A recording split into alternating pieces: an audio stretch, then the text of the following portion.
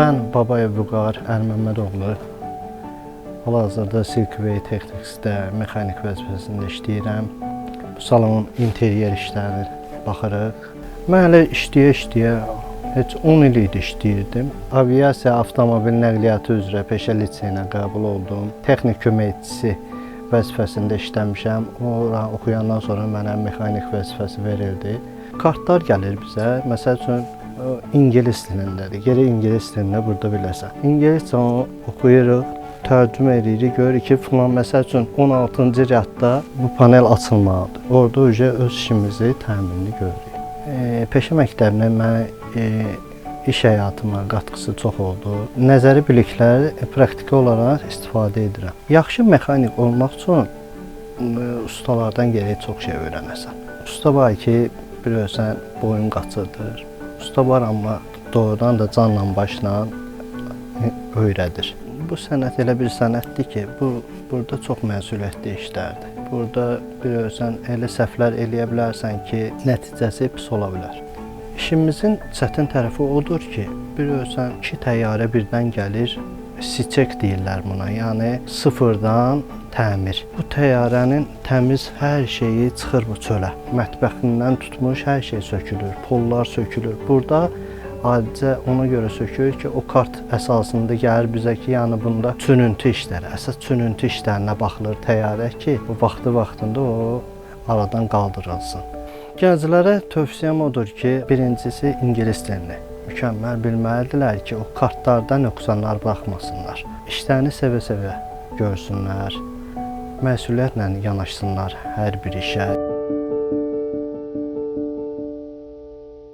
Uşaqlıqdan hərəkət texnikalarına, xüsusən də böyük həcmli mühərriklə işləyən nəqliyyat vasitələrinə böyük məndə maraq doğururdu. Və uşaqlıqda hətta kiçik köhnə maşınlarımı sökərək onların mexanizmlərinə belə baxırdım və bu maraq zaman keçdikcə məndə daha da böyüyərək, daha da mürəkkəbləşərək uçan aparatlar üzrə planer və mühərrik ixtisasında və bu sistem üzrə istiqamətdə yönəldi daha doğrusu. Bu peşə üzrə təhsil almaq bizə mühərrikin quruluşunu, iş prinsipini, texniki təlim və texniki qulluqları üzrə sahələri üzrə dərin biliklər qazandırır. Bir sözlə bu peşə üzrə ixtisaslaşmış mütəxəssisə çevirir.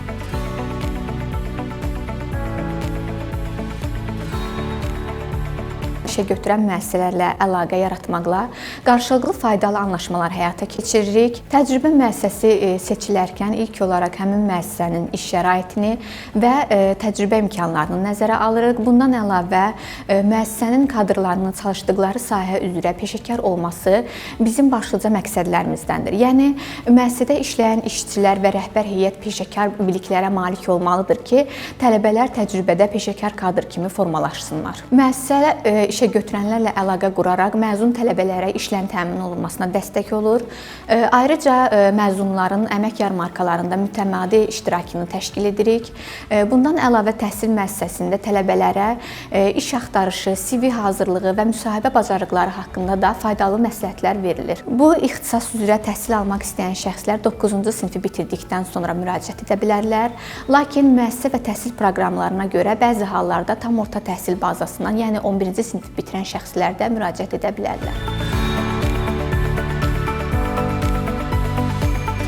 Peşə təhsil müəssisəsində təhsil almaq mənə yüksək səviyyəli texniki biliklər və bacarıqlar, onların mühərriklərinin iş prinsipini, təmirini və digər sahələr üzrə biliklər öyrədir. Yüksək səviyyəli texniki biliklər əldə etmək, müasir təyyarələrin, məsələn Boeing, Airbus və sair təyyarələrin konstruksiyasını və strukturlarını dərindən öyrənərək gələcəkdə mütəxəssis olmaq arzusudur.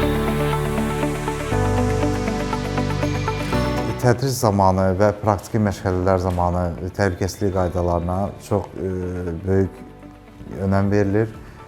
Çünki hal-hazırda praktik dərslərdə biz aqreqatların üzərində alətlərlə işləyirik və ona görə tələbələrin təhlükəsizliyi tam qorunur. Praktik dərslər bizdə laboratoriyada keçirilir.